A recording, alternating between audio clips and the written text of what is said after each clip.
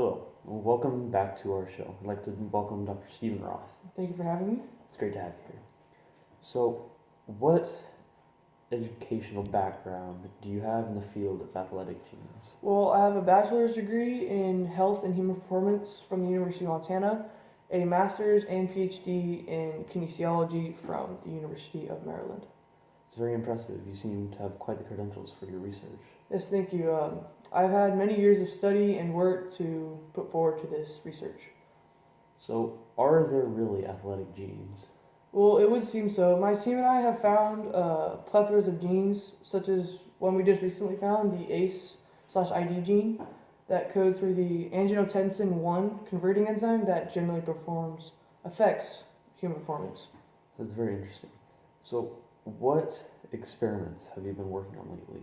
Recently, we have been conducting this research study on the direct influence of genetics on human performance. So, this is quite recent? Yes, very recent. So, what other scientists have you been working with?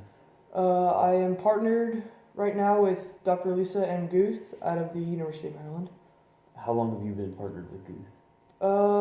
A couple years now. We were both put under a postdoctoral work on a research study that was similar to this. It was basically mapping the human genome of athletic performance.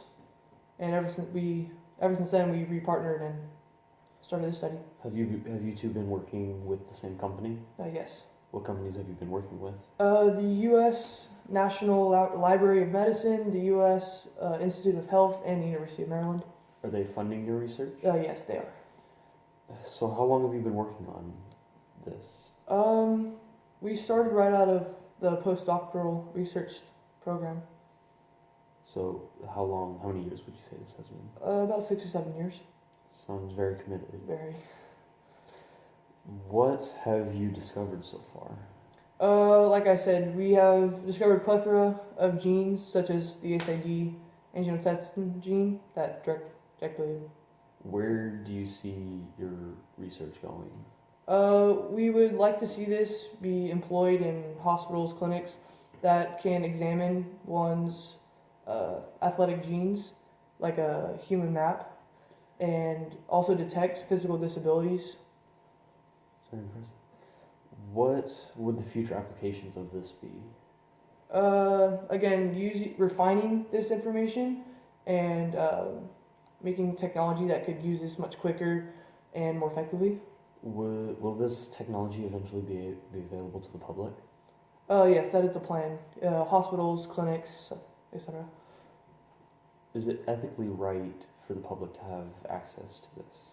Well, on the behalf of the University of Maryland, myself, National Institute of Health, and the U.S. National Library of Medicine, we would not,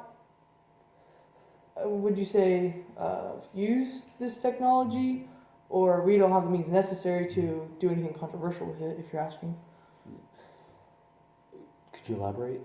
Well, we've been questioned during our research and before this research was okay by the university that we could be able after to implant such genes into organisms, specifically humans, to get outcomes of humans with athletic genes. What is your opinion on how this technology can be used? We would like to steer clear of this, as it would include testing on human embryos and extensive observations on a child throughout its life until after adolescence. So we could be raising human experiments. Yes, and that's exactly what we want to stay clear of. So then, what is your ideal picture of how this information should be used? My team and I would like to see this information and technology again go directly into clinics and hospitals and stay out of private research hands that could potentially use it for other means, for whatever they want. We'd like to stay clear of that. Well, that sounds great. Well, we've run out of time, and I'd like to thank you for coming on the show. It was great to have you here.